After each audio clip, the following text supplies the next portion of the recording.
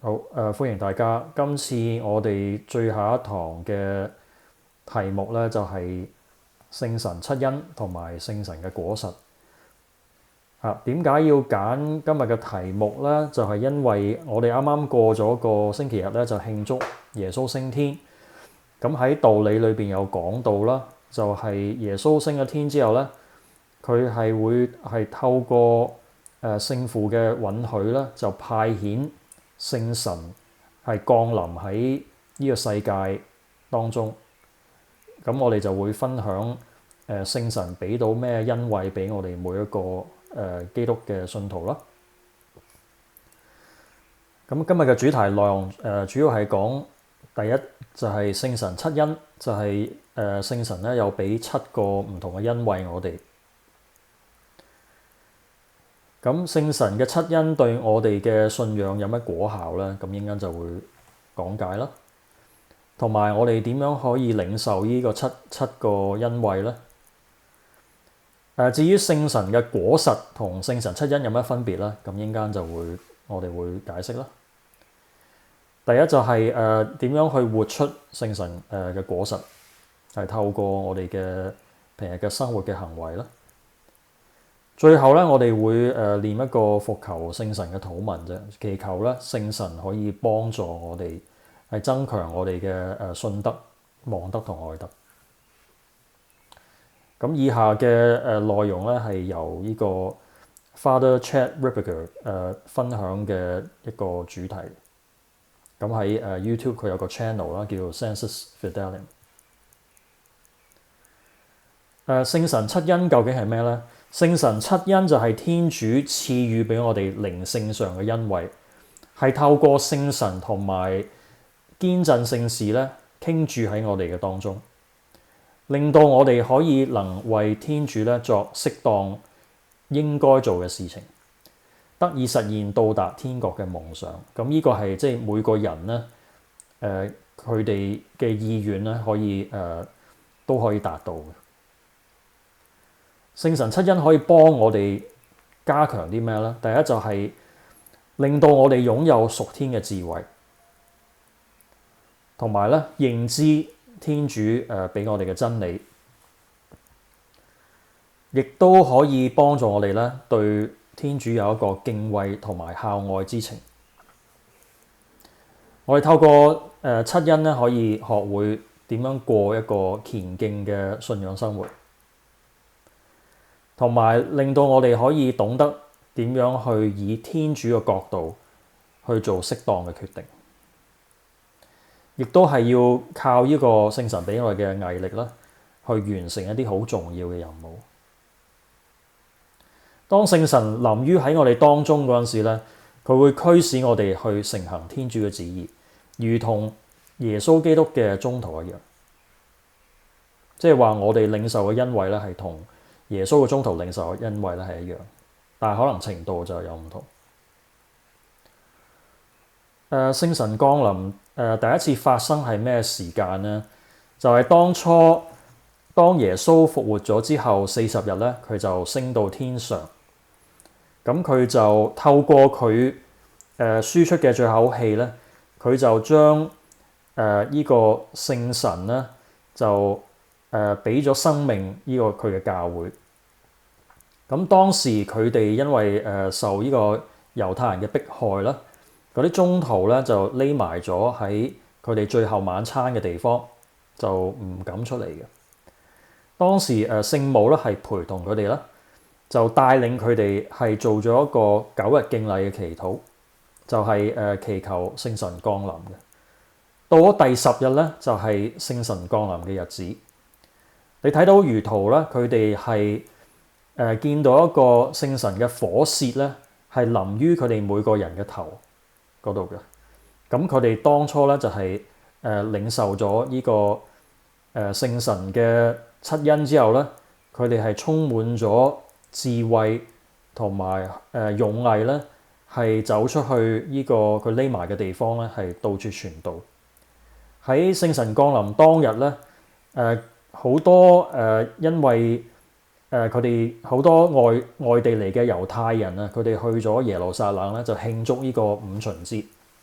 咁係即係古代嘅一個慶祝收成嘅一個節日啦，同埋慶祝當初梅瑟咧係喺呢個西乃山上邊咧領受呢個十誡。咁當時伯多祿啦就係聖母係企喺聖母側邊嗰位拎住條鎖匙嗰個咧，就係伯多祿。佢就出嚟講道，就話我哋已經見證咗耶穌基督喺死後嘅第3日咧已經復活咗，佢就係真正嘅默西亞天主子。咁當時聽到伯多祿講道嘅人咧都好驚奇，因為佢哋係嚟自唔同地方嘅猶太人啦，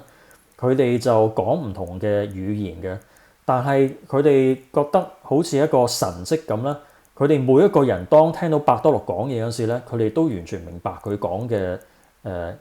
嘅。當時咧，佢哋係決志咧，就信咗天主，就領咗洗。咁根據聖經所講咧，佢哋當日係起碼有5000個人咧係領咗洗嘅，係信咗耶穌基督。咁呢個係一個極大嘅恩典啦，亦都係紀念咗教會成立嘅日子。聖神七恩有邊七恩呢？第一就係敬畏天主，第二就係剛毅，第三就係孝愛，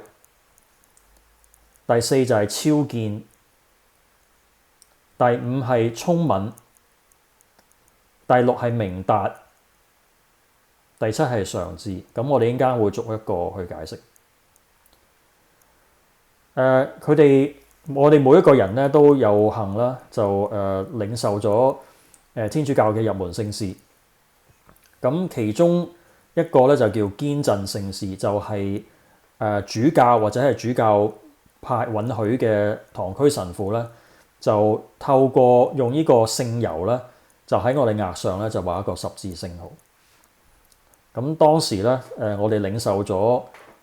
聖神之後咧，就會係加強咗我哋嘅信德嘅，同埋加強咗我哋對天主嘅愛。聖神七恩喺聖經裏邊有記載啦，就喺依撒意亞先知書嘅第11章。依撒意亞先知就話：由葉瑟的樹幹將生出一個嫩枝，由他的根上將發出一個幼芽。佢講嘅葉瑟咧，就叫 Jesse 啦，就係達味王嘅父親。第二段，上主的神，即係上主嘅靈啦，即係聖靈啦，智慧和聰敏的神，超見和剛毅的神，明達和敬畏上主的神，將住在他內。呢、這個他就係代表耶穌基督，就係預表咗幾百年後將會降生成人嘅默西亞啦。當時嘅人咧就稱佢為達味之子，意思咧即係話佢係承繼咗達味王嘅皇室嘅後裔。佢將以敬畏上主為快慰，他必不照他眼見的施行審訊，也不按照他耳聞的執行判斷。即係話佢唔係純粹用人嘅眼或者即係用佢嘅眼光咧去睇嘢嘅。係靠啲咩咧？就係以正義審訊微賤者，以公理判斷世上的謙卑者。呢度意思就係話，貴為呢個天主聖子咧，耶穌係以天主俾佢嘅正義咧，係去審判啲人啦，同埋係用天主俾佢嘅公理咧，去審判啲其他人。以口中嘅權杖打擊暴戾者，以他唇邊的氣息誅殺邪惡者。因為佢講嘅説話咧係好有呢個 authority 啦，即係佢係有呢個天主嘅權柄啦。佢嘅説話咧係可以擊倒一啲對天主反叛嘅人。咁第一個聖神七恩咧就係叫敬畏天主。究竟係咩咧？就係話我哋聖神咧可以幫助我哋係抱住一個恭敬同埋尊敬嘅態度咧，係愛天主喺萬有之上。即係話我哋係喺天主面前咧係作為一個好謙卑嘅人啦。我哋知道啦，天主係創造呢個世界，佢係即係呢個世界呢個整個宇宙最高位嘅權勢者。至於敬畏係代表咩意思咧？其實如果一個虔誠嘅人同埋一個唔虔誠嘅人咧，佢係對天主嘅敬畏咧係有唔同嘅態度。有一部分嘅人咧，佢係雖然信咗天主，但係佢係繼續犯罪啦。咁佢敬畏天主嘅態度就係佢驚俾天主懲罰佢，但係同一時間佢係覺得天主對佢好嚴苛，因為佢想做自己中意做嘅行為，但係天主阻止咗佢。咁呢啲人咧就係唔係真心悔改。另外有部分嘅人咧，佢係因為怕地獄，而唔係真係愛天主，而驅使佢去避免犯錯。咁至於一個正確嘅態度就係咩咧？佢哋係虔敬咁樣敬畏天主，明白到咧愛佢係應該遵守佢嘅誡命嘅。正如耶穌所講，佢話：如果你要愛天主，係應該遵守我俾你嘅誡命。咁呢啲遵守誡命咧係理所當然。敬畏天主有咩果效咧？就係讓我哋可以厭惡人嘅罪惡啦，同埋時常警惕自己唔會容易犯錯。敬畏天主亦都可以幫助我哋咧去放棄呢個世俗嘅誘惑啦，令我哋着重有關天國嘅事情，學得點樣去節制同埋謙卑。咁點樣領受呢個聖神七恩嘅敬畏天主咧？就係我哋要依靠自己啦，就擁有一個潔淨嘅心，同埋一個領受聖神恩惠嘅意向，忠誠咁樣啦去持守聖神俾我哋嘅恩典。咁透過呢個恩典咧，我就會調控我哋觀感啦，即係令我哋冇咁容易發怒啊，或者妒忌其他人啦。同埋透過祈禱，例如Divine Mercy，即係慈悲串經啦，我哋可以時常感應到天主嘅臨在。當我哋感覺到天主時常陪伴我哋嗰陣時咧，我哋係對佢有一個敬畏同埋愛嘅情感咧，咁就冇咁容易犯罪啦。至於舊約裏邊聖經有講啦，呢個箴言啦，就係話敬畏天主咧係智慧嘅開端，即係話我哋每一個人如果懂得點樣去敬畏天主咧，我哋將來咧係會擁有天主俾我哋嘅智慧。剛毅之恩，剛毅之恩嘅意思就係話我哋能夠擁有堅定嘅意志咧，去面對困難同埋挑戰，係抱着一個喜樂同埋平安嘅心咧去經歷我哋而家現有嘅痛苦。擁有剛毅之恩咧，我哋能夠奮勇咁樣去為主耶穌作見證，甚至乎咧有啲基督徒咧係能夠以生命咧係為天主作見證。佢哋咧係要依賴天主俾佢哋特殊嘅恩寵咧，去克服恐懼。剛毅之恩咧，亦都令到我哋不懈咁樣去將我哋有嘅德行咧，係令到佢達至完美。咁我哋就係想效法聖母瑪利亞佢嘅所有嘅德行啦，因為佢每一個德行都係完美，就係因為佢有剛毅之恩。同埋咧，我哋如果能夠好不懈地咁樣去多行善功，我哋係透過呢個恩惠咧，係忠誠咁樣去做天主差遣俾我哋嘅事，例如幫助教會傳福音啊，或者做善事啊咁咯。剛毅之恩亦都可以幫我哋咧克服膽怯同埋疏忽嘅陋習，因為我哋如果有陣時怕企出嚟做啲緊要嘢咧，就係代表我哋膽怯啦。疏忽就係話我哋缺乏咗對我哋需要做嘅嘢嘅一個認知。咁剛毅咧會令到我哋竭盡所能咧去完成我哋應該做嘅事。當認知到要做救靈嘅工作而要受苦嘅時候，例如要照顧患重病嘅親友啦，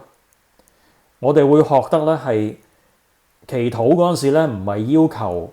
耶穌攞走我哋嘅十字架，而係要求佢咧賜恩惠俾我哋咧去背負呢個重擔。咁當我哋經歷過呢啲咁嘅困難，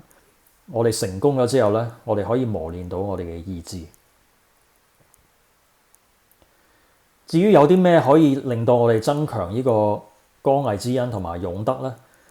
就係我哋要學得去恆常去祈禱啦。雖然有陣時祈禱啦可能好困難，但係我哋都要堅持咧每日咁去做。同埋我哋會習慣咧做一個克己啦，例如話我哋可能會定時去守齋啦，或者係放棄一啲我哋平時鍾意做嘅一啲嘢啦，可能係一啲比較壞嘅習慣咧，我哋願意去放棄啦，去做啲叫做犧牲嘅事啦。咁就係為咗我哋嘅將來嘅事工係作準備。至於孝愛之恩啊，孝愛就係話我哋學懂咧點樣去視我哋嘅天主為我哋嘅父親。喺祈禱嗰陣時咧，我哋係懷住一個好熱切同埋好親密嘅情感去同佢去對話嘅。透過聖神俾我哋嘅仁愛之德咧，我哋亦都會視所有其他人咧係為天父嘅子女，即係話佢哋係主內嘅每一個人咧都係主內嘅弟兄姊妹。猶如咧耶穌愛門徒為佢嘅親兄弟一樣。孝愛之恩亦都幫助我哋咧去對每一個人咧係擁有善意嘅，即係包括我哋唔喜歡嘅人啦，甚至乎係仇人。希望咧我哋透過祈禱咧，令到佢哋有好好嘅際遇。孝愛可以令到我哋培養對天主有個虔敬嘅德行啦，同埋我哋可以將榮耀、讚頌同埋稱謝咧，都係歸俾天主。因為除咗我哋嘅生命之外，我哋現今世界擁有嘅一切，包括我哋同親人朋友嘅關係，我哋得到嘅財富啊，我哋天主俾我哋嘅一啲才華咧，呢啲都係天主俾我哋。咁我哋需要咧係適當咁樣去將呢啲稱謝同讚頌咧係歸俾天主。孝愛之恩有乜果效咧？就係令到我哋遵從天主嘅意願啦，甘願為佢作犧牲，甚至承受苦難。咁我哋點樣可以領受咧？第一就係我哋可以效法耶穌基督啦。咁我哋多啲默想喺聖經裏邊，耶穌基督點樣去對天父嗰個孝愛、忠信、服從嘅態度。因為天父咧就俾咗好多艱難嘅事工俾耶穌去做，包括咧要求佢40日啦係齋戒啦祈禱，同埋咧佢係要喺以色列嘅境內咧係到處奔波勞碌啦，同埋咧係受人迫害啦，佢始終咧都係服從天父嘅意願。另外，我哋喺生活當中咧就要學識啦點樣去孝順父母同埋我哋身邊嘅長輩啦。喺世上咧係活出一個孝愛嘅精神，反映到咧就係我哋如果對父母係一個孝敬嘅心態咧，係反映到我哋係對天父嘅慈愛，因為係天父咧係將我哋嘅父母咧係將我哋交託俾我哋嘅父母。我哋出世嗰陣時，另外我哋學懂咧就要識得點樣運用天主俾我哋嘅禮物。咁我哋會思考下啦，可能有啲人講嘢好叻啊，有啲人讀書好啊，又或者唱歌叻啊，咁佢哋就盡量用一啲咁嘅才華咧去幫助教會啦。咁就默想天主俾我哋嘅天主嘅美善啦，同埋佢對我哋嘅慈愛，同埋咧亦都透過多做善事啦，同埋做啲奉獻咧，我哋可以更加顯出我哋對天主嘅孝愛之恩。至於超見啦，超見係咩咧？就係話可以幫助我哋咧明白關於天主俾我哋要做嘅事啦，我哋學識點樣去信任佢啦，因為天主係全知同全能。超見咧令到我哋擁有判斷嘅能力，係辨別事情嘅真偽啦。因為有陣時我哋可能喺別人口中聽到嘅説話有啲係謠言啦。咁但係如果我哋有呢個超見，聖神俾我哋超見之恩咧，咁我哋可以分別出真定假。超見咧好緊要咧，就係令到我哋好清晰咁樣明白天主嘅計劃同埋佢背後做嘅嘢嘅原因嘅，令到我哋咧可以改善靈性嘅生活，邁向天國嘅道路。點解咁緊要咧？因為有陣時我哋可能會覺得點解天主俾條咁難嘅路我行啊？咁係咪即係佢唔愛我啊？咁但係當可能某啲事情發生過後咧，你會覺得天主可能俾呢啲咁嘅機會你咧，係對你一個祝福。咁就係我哋要依賴呢個超見之恩咧，先可以明白。超見咧，亦都可以令一啲掌權者啦，同埋長相咧，有效咁樣去管治社會啊或者國家，同埋咧可以幫助我哋咧係以下屬嘅身份獲得我哋嘅長相或者係教會裏邊嘅神長合適嘅建議嘅。例如話，譬如我哋去辦修和聖事，即係告解嗰陣時咧，有陣時有啲嘢唔明啦，咁我哋可能知道身邊有位神父佢係好有屬天嘅智慧嘅，咁我哋好多時咧就會學會咧點樣去多啲同呢個神父或者神長傾談啦，等佢可以透過聖神嘅幫助咧，係俾啲好嘅建議我哋嘅。超見亦都可以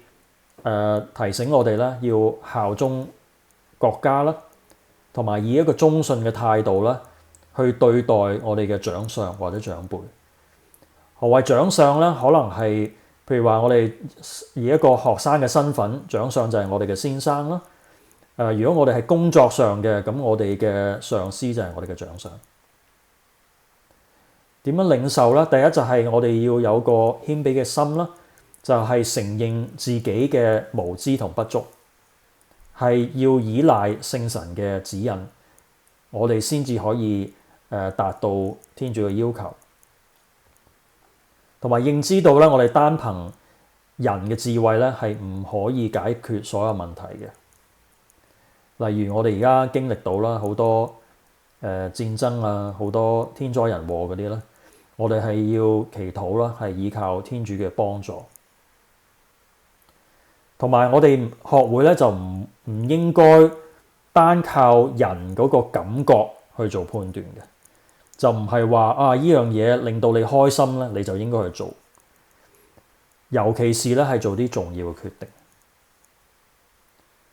另外我哋會學會咧就多做默想或者默觀祈禱咯。何謂默想咧？就係話我哋可能會透過睇一啲聖經嘅章節啦，咁就令到我哋係對天主教我哋嘅道理多啲認知啦，去如何判斷點樣去做唔同嘅事啦。默觀就係話透過聖神咧，我哋可以聽到天主話俾我哋嘅説話，聽到佢嘅聲音。另外咧，我哋需要咧係對物質嘅依賴咧係減低啦，令到我哋嘅靈性咧係獲得增長。至於明達係代表咩咧？明達就係可以幫助我哋咧得到信仰上嘅認知咧，係用一個屬天嘅角度咧去睇世界嘅事物。明白到咧一切嘅天主嘅創造啦，同埋佢點樣運用嗰啲嘢。我哋透過呢個明達之恩啦，係令到我哋明白到咧世上嘅物質咧係單靠世上嘅物質咧係唔可以滿足到我哋對天國嘅慾望，而聖神嘅安慰咧唔係嚟自人嘅，係嚟自天國。明達令我哋意識到咧自己嘅過犯惡習，同埋對世俗嘅一個目光啦，令到我哋咧唔再為得唔到嘅物質嘅嘢咧係感到悲傷或者煩惱。又或者如果我哋太過注重物質生活咧，可能即係忽略咗靈性上嘅需要啦。咁明達咧就可以幫助我哋。一個有信德嘅人咧，因為工作而要受苦難啦，佢哋係透過呢個明達咧，可以認知到咧天主嘅安排。咁歷史上有好多唔同嘅聖人咧，佢哋係棄俗修道咯，佢哋係經歷咗好多困苦咯，例如聖方濟各啊，或者係聖依納爵咁啦。但係佢哋知道咧，係因為天主係召喚咗佢哋啦，係為咗救贖靈魂咧，係做好多艱辛嘅工作。明達之恩可以幫我哋做咩咧？第一就係辨別到我哋身邊嘅事咧，係同天國有咩關係。另外咧，我哋可以認知到自己嘅軟弱啦，從而咧係可以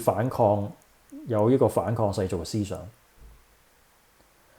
另外可以幫助我哋咧係培育一顆簡樸嘅心，即係過一個簡樸嘅生活。聰敏啊，係代表咩咧？就係話我哋可以透過明白天主俾我哋嘅真理咧，去做一啲實踐信德嘅行為，亦都幫助我哋對信仰有關嘅事情咧係比較有敏銳嘅洞察力，可以好清晰咁樣理解同天主有關嘅超自然現象，包括咧我哋去彌撒參與彌撒嗰陣時咧，我哋係可以透過呢個聰敏啦，去明白多啲究竟發生咩事啦。之前有分享過，例如話神父祝聖聖體嗰陣時咧，佢係透過聖神咧係將呢個麵餅咧係變成呢個耶穌嘅身體同埋佢嘅血。而聰敏咧亦都可以幫助我哋咧讀聖經嗰時能夠明白多啲裏邊嘅奧秘。例如話點解耶穌要降臨呢個世界，要死喺十字架同埋佢復活嘅奧蹟咧？咁呢啲都係一啲聖經裏邊有關於天國嘅奧秘。聰敏亦都幫助我哋去相信教會所教嘅教義啦，即係包括教理啊嗰啲啊講道啦，同埋佢哋嘅真確性同埋一致性，令到我哋認知咧天主教所教嘅咧係可信嘅。聰敏亦都可以幫助我哋辨別眼前我哋所睇到嘅係發生嘅事係是否嚟自天主啦，令到我哋咧唔係淨係用人嘅角度去睇個世界。咁至於點樣培育聰敏呢？第一就我哋要學識啦，去培育德行啦。即係之前有一堂講咗德行啦，可以令到我哋咧有一個潔淨嘅肉身啦，同埋心靈。另外我哋要增加對信仰嘅認知啦，就多祈禱啊、讀聖經，或者係啲聖人嘅故事。我哋亦都可以咧祈求聖神傾注聰敏之恩啊！我哋可能每次讀聖經之前咧，我哋可以祈禱。好啦，至於第7個啦，最緊要就係上智啦。上智就係透過聖神咧，天主將屬天嘅智慧咧傾注喺我哋嘅心裏邊。好似當時年輕嘅撒羅滿王一樣啦，佢領受嘅就係天主俾佢智慧啦，佢就係達味王個仔。天主嘅意願咧就係透過撒羅滿王啦，就將呢個聖殿咧就起喺耶路撒冷啦。佢係擁有好多金銀財寶啊。咁天主曾經問撒羅滿王：你想我賜啲咩俾你咧？咁撒羅滿王就諗咗一陣，佢話：我而家好後生，我已經係做咗皇帝啦。我要擁有一個好天主俾我嘅智慧，我先能夠可以管治我嘅國家。於是咧，佢就要求天主話：你俾屬天嘅智慧我啦。咁天主聽到就好高興啦，因為佢覺得佢唔係要求天主俾佢一啲世俗嘅財寶啊，嗰啲享樂嘅，反而咧佢係要一個智慧去幫助佢管理天主嘅子民。咁天主就應承咗佢。上智可以幫我哋咧，就係以天主嘅目光啦，去明白佢創世嘅計劃同埋救恩嘅工程，令到我哋咧可以以佢嘅角度咧去做一啲審斷。譬如話有好多教會佢教嘅道理，譬如話有啲唔應該做嘢，例如墮胎啊、安樂死嗰啲咧，就係因為啲神職嘅人員啦，包括主教同埋教宗咧，佢用一個天主嘅角度去審斷呢啲事件嘅。上智可以幫助我哋啦，默觀天主嘅奧義，令到我哋咧係多咗有啲屬天嘅感應，即係話容易咁樣去察覺到天主究竟係咪同我哋説話啦，去幫助我哋去做啲好緊要嘅決定啦。另外可以幫助我哋咧增加仁愛之德同埋其他嘅德行，包括咧係呢個 prudence 啦，即係好精明咁樣去完成一啲手頭上嘅工作。呢個就係其中一個啦，就係講嗰個明智嗰個恩惠啦。另外上智咧可以堅定人嘅望德啦。之前有分享啦，望德就係話我哋雖然係經歷呢個世上好多嘢啦，但係我哋對天國係有一個盼望啦。我哋知道因為天主嘅幫助啦，就算我哋幾艱難咧，我哋都可以到達天國。呢個就係上智之恩俾我哋嘅恩惠啦。至於如何領受咧，第一就係我哋學會謙卑啦，同埋唔用世俗嘅眼光去睇天主，因為好多人咧係會埋怨呢個世界點解咁多受苦啦。但係當我哋擁有咗屬天嘅智慧咧，我哋就明白天主所做嘅一切。學習節制啦，用一個克己同埋善功咧去做祭獻，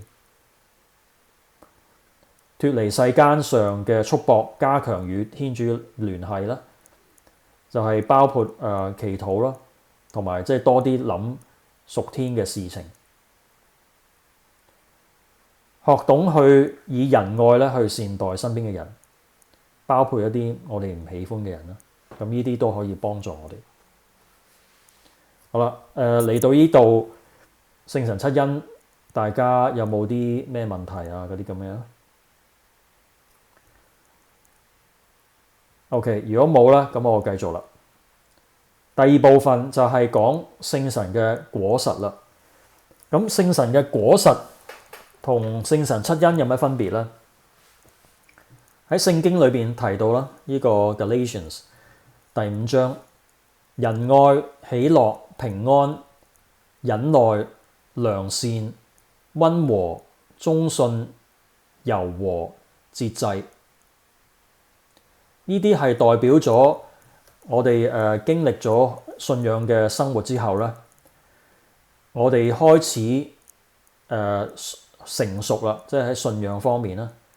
就去到一個開花嘅結果嘅階段。咁我哋睇過路加福音講呢個撒種嘅比喻啦，就係話嗰個農夫咧係代表天主，佢撒嘅種子咧就係代表天主嘅聖言啦。嗰啲種子咧就落咗去一啲唔同嘅地方，有啲咧就喺啲石頭上邊，有啲喺啲荊棘嗰度。咁佢哋好快咧就結出嘅芽咧就枯萎咗。但係有啲好嘅種子咧就落咗去一啲靚嘅泥土裏邊。呢個泥土咧就係代表我哋嘅心，就係話我哋完全領受咗天主嘅聖言。天主嘅聖言咧喺我哋心裏邊咧慢慢咁樣成長，就係話我哋不斷咁樣透過祈禱啊、睇聖經啊同埋領受聖事嗰陣時咧，就令到我哋心裏面嘅種子咧慢慢結芽。當佢結咗芽之後咧，佢就會成長啦，就成為一個長大咗，即係大咗嘅一個植物啦。跟住就開花，跟住就結果啦。咁呢啲果實咧就係話我哋透過信仰可以結出聖神嘅果實之後咧，我哋係變得有呢個仁愛啦，即係愛護身邊嘅人啦，亦都我哋係擁有咗天國嘅喜樂啦，就唔係純粹透過飲食或者我哋生活嘅享樂而開心，而係話我哋知道我哋係會擁有天主俾我哋嘅永生而得到快樂啦。平安就係話，如果我哋時常咁樣去憂慮我哋世上嘅事情，我哋係唔能夠得到真正嘅平安。而聖天主俾我哋平安就係話，無論任何事，就算係翻風落雨啊，或者我哋可能遇到一啲好不快嘅經歷咧，當我哋將我哋嘅心擺喺天主嗰度咧，我哋係會擁有平安嘅。咁陣間會探討其他嘅果實啦。相反，如果一個人佢唔係活喺恩典嘅之中，即係話佢哋犯咗罪冇去辦告解或者冇懺悔啦，咁佢哋就喺生活裏邊咧就會將呢啲惡果咧係顯現出嚟。咁包括有淫亂、不潔、崇拜偶像、施行邪法、仇恨、嫉妒、爭吵、分黨、兇殺、醉酒、宴樂，同埋抗拒與天主和好。呢啲就係顯示咗一個人咧，佢冇將天主嘅聖言咧擺喺心裏邊，反而咧佢係因為一啲自私嘅行為咧，令到佢哋對其他人有嫉妒仇恨嘅感覺，而仇恨咧可以驅使佢哋咧係去傷害其他人。至於醉酒宴樂咧，就係關乎佢哋係淨係追求物質嘅享樂啦，就忽視咗靈性上嘅需要。咁呢就係缺乏聖神果實嘅人。頭先有提過啦，仁愛就係我哋會有天主俾我哋嘅愛，同埋我哋對人嗰種關心嘅態度啦。仁愛令到我哋與天主共融啦，時常咁樣去同佢同在，亦都係擁有呢個望德同愛德。喜樂就係話內心對神有個真正嘅喜樂啦，令到我哋對天主係滿有盼望。即係話我哋唔係淨係睇眼前嘅嘢，而係將我哋嘅目光咧係放遠啲，去到一個即係極度歡樂嘅一個境界。至於平安就係話我哋每當遇到困難嘅事或者危險嘅事咧，我哋將我哋交託俾天主啦，令到我哋內心嘅思緒咧係獲得平安，處變不驚。因為我哋嘅靈魂咧已經係安息咗喺天主裏邊。呢個就係聖詠裏邊講嘅一個道理咯。就係當我哋如果每個月嘅首星期五我哋去朝拜聖體咧，會增進我哋心裏邊嘅平安，因為我哋係將我哋奉獻咗俾耶穌聖心。另外忍耐係代表咩咧？就係話我哋好有耐心咁樣去面對眼前嘅困難同逆境啦，同埋擁有克服罪惡嘅能力。例如好似教會歷史裏邊嘅聖人啦，佢哋咧有陣時好似Padre Pio 咁啦，就算係俾魔鬼去襲擊佢哋咧，佢哋亦都擁有一個好忍耐同埋勇毅嘅心去面對。至於耐性係咩咧？屬天嘅耐性就係話，我哋雖然可能係而家個生活唔係好美滿，但係我哋係有一個耐心嘅態度咧，去靜待天主將來要俾我哋一啲美好嘅事情。例如咧，好似一個孕婦咁啦，佢懷胎10月經歷咗產痛之後咧，當佢生咗個 BB 咧，佢係已經唔記得咗佢以前受過嘅痛楚，因為佢嘅目光咧係專注佢眼前嗰個嬰孩。咁呢個就係一個耐性同埋忍耐嘅果實。良善就係話我哋能夠懷住善意去做一啲榮神益人嘅事，榮耀神啦，同埋係對別人有益嘅事啦，係不斷咁樣去願意謀求其他人嘅福祉。溫和咧就係講緊我哋嘅性格啦，我哋性情和順啦，能夠控制到自己嘅情緒，唔係咁容易發怒嘅。我哋學會咧效法耶穌基督喺受難時咧，佢係保持住好似羔羊嗰種溫順啦。佢對每一個人咧係冇一絲怒意嘅。雖然咧佢係俾身邊嘅人迫害佢啦，但係佢係絕對冇對佢哋發嬲，反而咧係幫助我哋祈禱啦，令到我哋每一個人咧係有機會獲得治癒啦，同埋救贖。咁呢個就係耶穌嗰個大愛嘅精神啦，同埋佢對人嘅溫和嘅態度。忠信就係提升咗我哋對天主嘅忠愛啦，同埋確信咗教會俾我哋嘅教導，係透過佢嘅宗徒啦，係傳承咗由歷史裏邊咧傳承到而家，令到我哋咧係能夠變得更加神聖。柔和同良善差唔多啦，就係仁慈咁樣去好溫柔咁樣去勸勉其他人啦。如果我哋見到身邊有個好熟嘅朋友，佢係生活唔檢點，我哋唔會話好隨便咁樣去鬧佢啦，或者引用一啲聖經去指導佢嘅，反而咧我哋係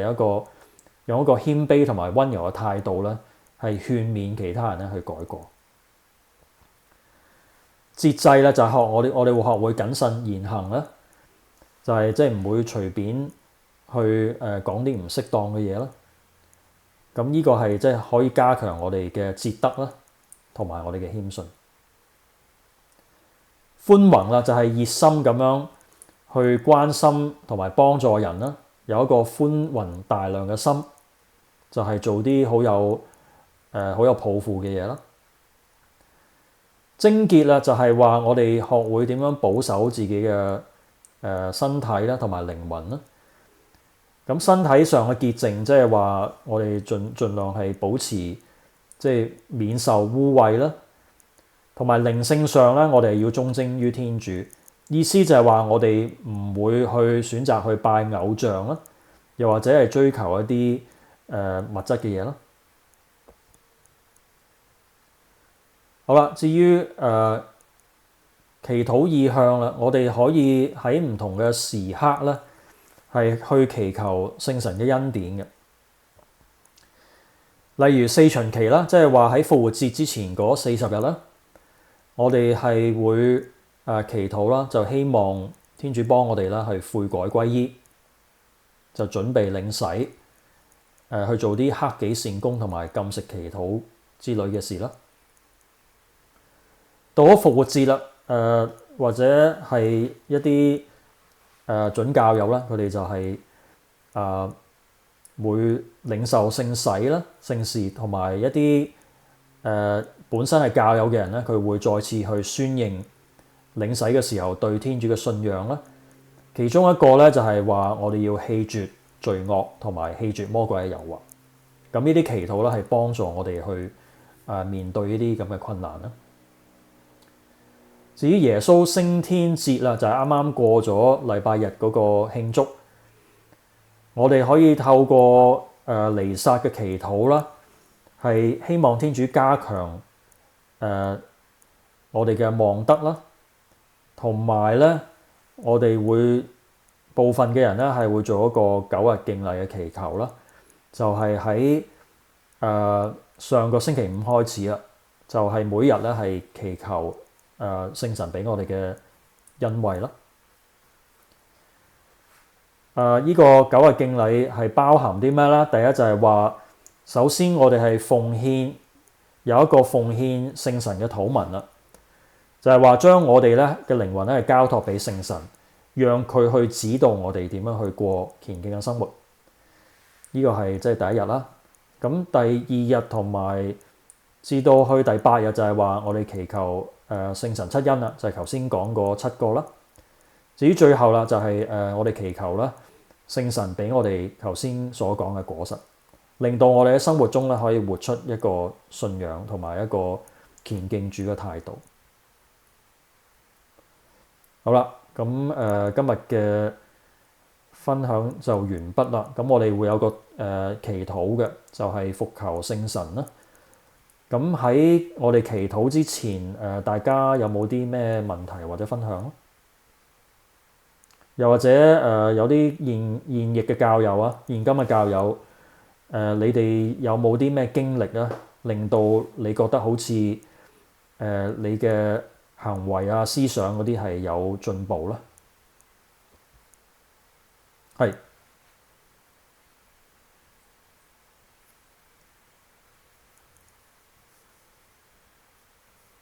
係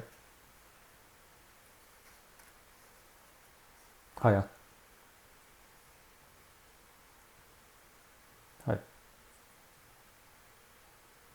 係會可以加強嘅嚇，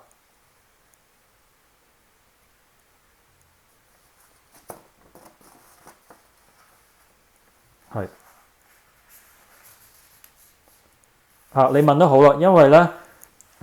天主佢俾我哋有恩惠咧，但係佢同一時間咧，佢係會要求我哋咧係俾一個回報嘅。例如話佢俾咗一個恩寵俾我哋啦，就係懂得去辨別呢個，即係做一個辨別啦，或者係有好嘅口才啦。咁我哋要利用天主俾我哋嘅恩惠咧，係去侍奉教會，係做啲同教會有關嘅嘢嘅。咁但係如果我哋領受咗之後，跟住話拜拜啦，第二日就好似冇咗回事啦，繼續你以往即係以往嗰種沉醉於享樂嘅生活，咁即係話埋沒咗天主俾我哋嘅恩惠啦，即係好似即係將佢收埋咗喺泥土之下啦。咁到咗我哋受天主審判嗰陣時，佢會逐樣問我哋啦，話當時我係俾咗呢啲咁嘅禮物你有冇好用咁樣利用咧？咁到時我哋就要即係要睇下點樣回答天主，同埋即係好似頭先咁講啦，我哋係可以慢慢加強嘅，即係話如果我哋擁有咗天主俾我哋嘅仁愛啊嗰啲咁啦，我哋係可以去更加有個善心啦，去幫助一啲窮人啊之類咁啦。咁我哋越做得多咧，天主俾我哋嘅仁愛咧係會越多嘅。但係一定要就唔可以犯大罪啦。即係如果我哋犯大罪咧，我哋可能會失去咗呢啲咁嘅恩惠嘅。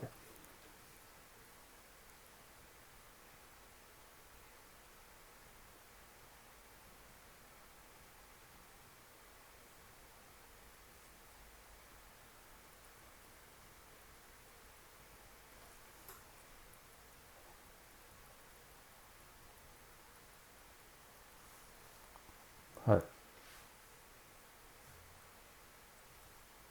冇錯，冇錯。因為我哋可能有陣時即係抵受唔到魔鬼嘅誘惑，可能犯咗罪。咁我哋當時會意會到我哋自己人性嘅軟弱啦。咁我哋係透過領受呢個修和聖事啦，我哋可以同天主講啦，話啊，我哋喺呢方面咧做得唔好啦。咁希望咧天主可以即係加強我哋嘅勇毅啦，令到我哋去減少對呢個物質生活嘅誘惑咧，咁啊冇咁容易犯罪啦。咁當天主赦免咗個罪之後咧，我哋可以回復翻天主俾我哋嘅恩寵啦，同埋咧係加強咗我哋嘅信德啦，令到我哋以後咧就冇咁容易再犯同一個罪。咁當我哋冇咁容易犯同一個罪之後咧，我哋嘅德行咧係會加強嘅，因為我哋好多時係透過呢啲咁嘅經歷啦、失敗嘅經歷或者係一啲痛苦嘅經歷咧，我哋可以訓練到啦自己嗰個靈性上咧係加強咗嘅。咁亦都係除咗經歷之外，我哋可以主動咁樣去做一啲禁食啊、齋戒啊，或者係每朝係用多啲時間去祈禱啦。呢啲可以都係幫助我哋。好多謝。好啦，如果冇其他問題，咁我哋就會念以下嘅復求聖神禱文啦。咁我哋期待緊嚟緊呢個禮拜日嘅彌撒咧，都係當我哋領受呢個聖體聖血聖事嗰陣時咧，聖神咧係會降臨喺我哋心中咯。因父及子及聖神之名，阿們。天主聖神，求你降臨，從至高的天庭放射你的光明，窮人的慈父，求你降臨。恩寵的施主，求你降臨；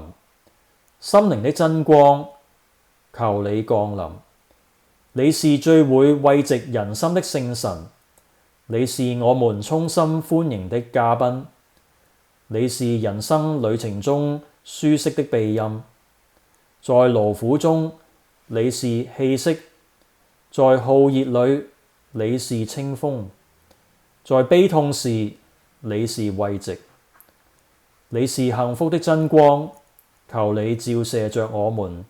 充滿你信者的身心。沒有你的幫助，人便一無所有，人便一無是處。求你洗淨我們的污穢，醫治我們的創傷，滋潤我們的潮水。求你馴服頑強的人，溫暖冷酷的心，引導迷途的人脫離迷津。凡是信賴你的人，求你輔助，賜予豐富的恩寵，施以慈愛的照顧。求你賞給我們修德的能力，賜給我們善終的鴻恩，施予我們永福的歡欣。阿們。因父及子及聖神之名。阿們。